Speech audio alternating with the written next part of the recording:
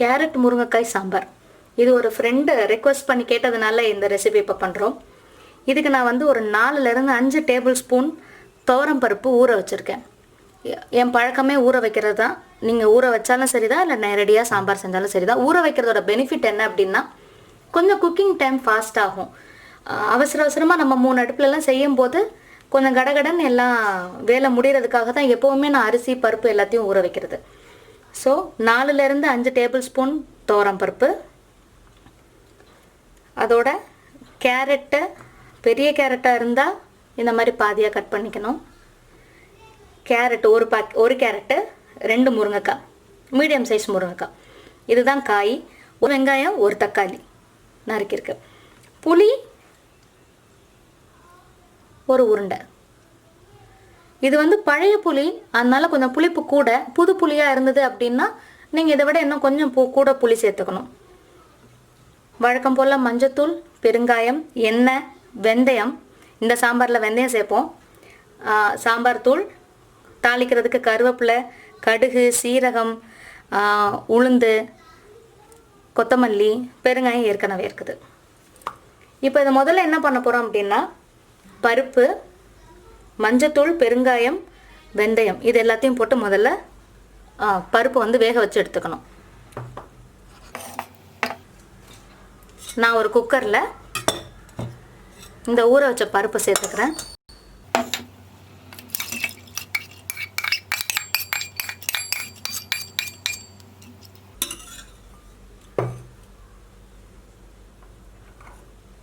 இதில் ஒரு 1/4 டீஸ்பூன் மஞ்சத்தூள், 1/4 டீஸ்பூன் பெருங்காயம், சும்மா பேருக்கு ஒரு 2-3 வெந்தயம், தக்காளி. இந்த குக்கரில் பொங்கி ஊற்றாமல் இருக்கிறதுக்காக ஒரு 2 ஸ்பூன் எண்ணெய். இவ்வளோதான். இப்போ இது எல்லாத்தையும் எண்ணெயை ஊற்றிட்டு நீங்கள் கலர வேணாம். எண்ணெய் மேலே ஃப்ளோட் ஆனால் தான் அது பொங்கி ஊற்றாமல் இருக்கும். இதே இப்போ ஒரு 2 விசிலுக்கு நம்ம நல்லா பருப்பு குழஞ்சிடும். 2 விசில்லே ஊற வச்சுருக்கறனால 2 விசில் விட்டு எடுத்துக்கலாம். கொஞ்சம் தண்ணி ஊற்றி ஊற வச்சுக்கணும். புளி தண்ணி நம்ம யூஸ் பண்ண போகிறோம். இன்றைக்கி இந்த புளியில் நான் தண்ணி ஊற்றி ஊற வைக்கல. ஏன் அப்படின்னா புளிக்கு பதிலாக வேறு ஒன்று சேர்க்க போகிறோம். அது என்னங்கிறத கடைசியில் பார்ப்போம். அதுக்கப்புறம் பருப்பு குழஞ்சிருச்சு.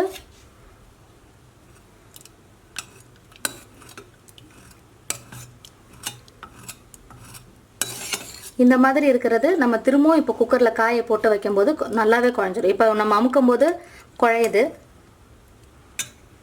இதில் வெங்காயம்,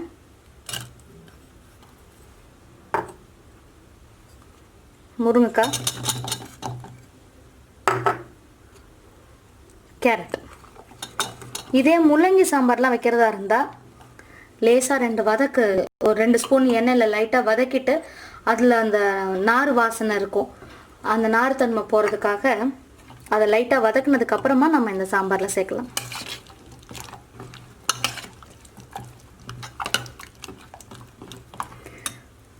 கேரட்டு, பீன்ஸு, முள்ளங்கி, முருங்கைக்காய் இந்த சாம்பார்லாம், அதாவது இதெல்லாம் சாம்பார்னு சொல்லுவோம். இந்த சாம்பார்லாம் வந்து எலசாக இருக்கணும்.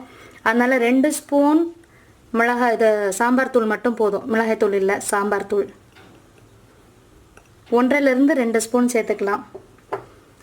இதே கத்திரிக்காய், அவரைக்காய் அதெல்லாம் போடுறோம்னா அதெல்லாம் குழம்புன்னு சொல்லுவோம். அதில் இன்னும் கொஞ்சம் புளியும் தூக்கலாக இருக்கணும், நம்மளோட சாம்பார் தூளும் தூக்கலாக இருக்கணும். இதை நல்லா கலந்து விட்டுட்டு இப்போ இதை ஒரு 2 விசில்.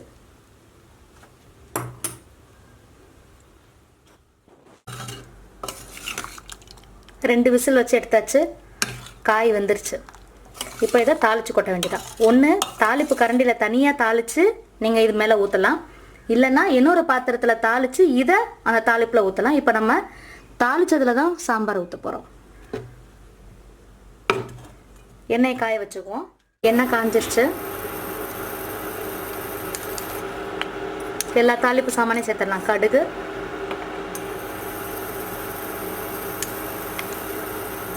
உளுந்து, சீரகம், வெங்காயம்,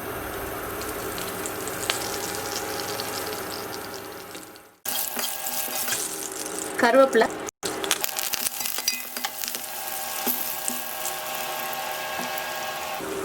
இப்போ நம்ம இந்த குக்கரில் இருக்கிற சாம்பாரை ஊற்றிடலாம்.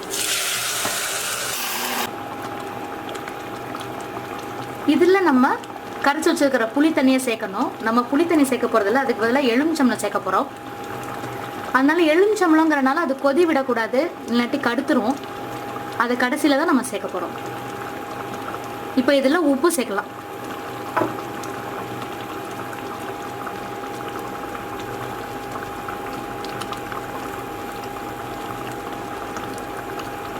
சாம்பார் கெட்டியாக இருக்கிற மாதிரி இருந்ததுன்னா கொஞ்சம் தண்ணி சேர்த்துக்கலாம். புளி கரைச்சி ஊற்றல இது நல்லா கொதிக்கணும். அப்போ தான் புளியோட பச்சை வாசம் போகும். அதனால நல்லா ஒரு 2-3 கொதி வரைக்கும் நல்லாவே கொதிக்க விட்டுடலாம். எலுமிச்சம்பழம் சேர்க்க போகிறோம் அப்படிங்கிறனால இது எல்லாம் ஒரு கூட்டாக சேர்ந்து கொதிக்கிற வரைக்கும், அதுவும் ஒரு கொதி 2 கொதி வரைக்குமே நல்லா கொதிக்க விடலாம். கொதிக்க விடுறது தான் அதோட டேஸ்ட். நல்லா கொதி வந்துருச்சு. நான் இப்போ சிம்மில் வச்சுருக்கிறேன். நீங்கள் தண்ணியாக இருக்குன்னு நினச்சிங்கன்னா சிம்மில் ஒரு 2 நிமிஷம் வச்சுக்கலாம் கொஞ்சம் வத்துறதுக்கு. இப்போ கொதி வந்ததுக்கப்புறம் அடுப்பை அமர்த்திட்டு இதில் கொத்தமல்லி, இப்போ ஒரு 2 ஸ்பூன் கிட்ட எலுமிச்சம்பழம் சாறு. சின்ன எலுமிச்சம்பழமாக இருந்தால் ஒரு எலுமிச்சம்பழம், இல்லைனாட்டி ஒரு பாதி எலுமிச்சம்பழம் பெரிய பழமாக இருந்தால். எலுமிச்சம்பழம் ஊற்றுனதுக்கு அப்புறமா நம்ம கொதி வைக்கவே கூடாது. அவ்வளோதான், நம்மளோட கேரட் முருங்கைக்காய் சாம்பார் ரெடி.